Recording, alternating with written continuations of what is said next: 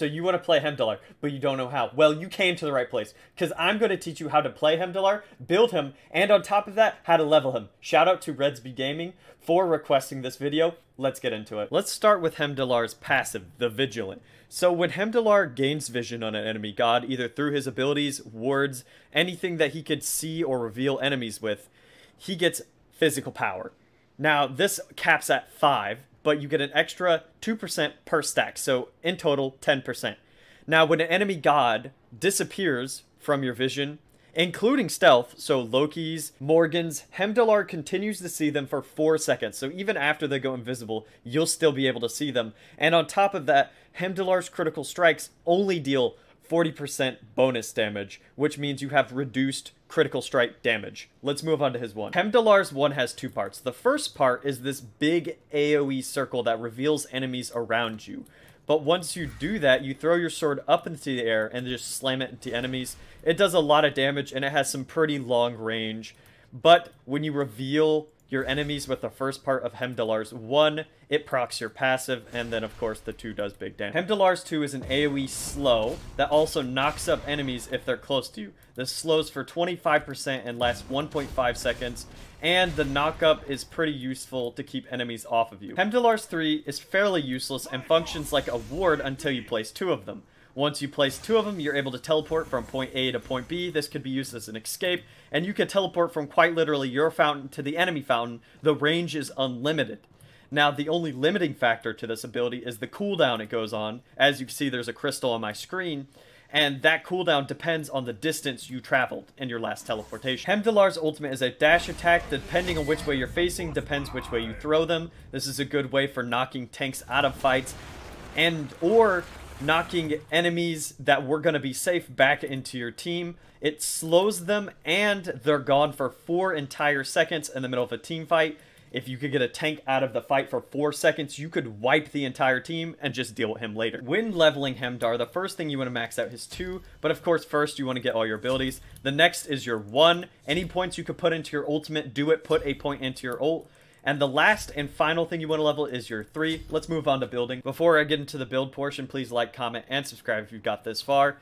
Death's Toll is the way to go. Next thing I like going into is Death's Embrace. It's awesome and I really like it. Now, if you can't get Death's Toll because you're not playing Conquest and or Slash, Mannequin Scepter is valid and it's a good item. Transcendence is the next thing I like going into, and it slaps. Now, it gives you 40 physical power, 300 mana, and 10 MP5.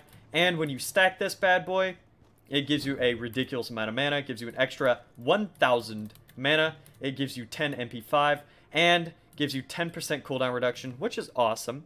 And the passive is 3% of your mana is converted into physical power. Next item I like to grab is Quinsace.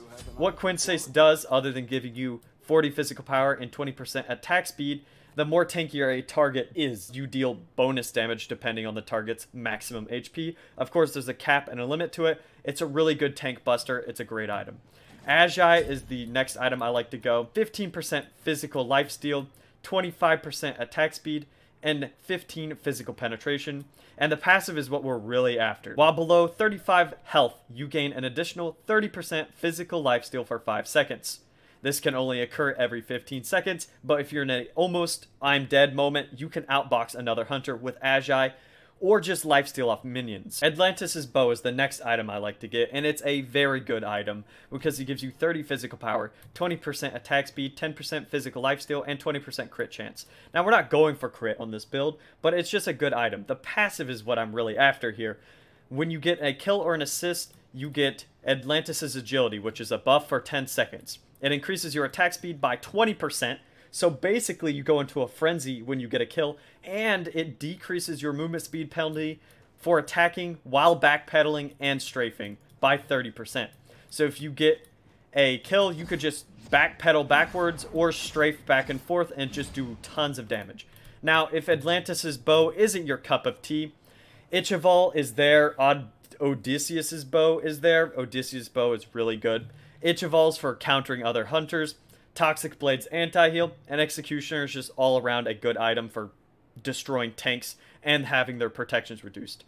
Now, once we got all that out of the way, Silver Branch Bow is my last item. Silver Branch Bow is a pretty good item. It's not the peak of Hunter meta, but it is still a good item, even though it got nerfed. It gives you 30 physical power, 30% attack speed, and 20% physical penetration. Its passive is for each 0.02 attack speed you go over the 2.5 attack speed cap, you gain a 2 physical power. Now, it's not the most meta item, but if you want to replace it with Odysseus Bow or Ichival or Executioner or Toxic Blade, that's why they're there, and they're very good items. But if you guys like this type of content, please like, comment, and subscribe, and I'll see you guys later. Thanks for Reds B Gaming.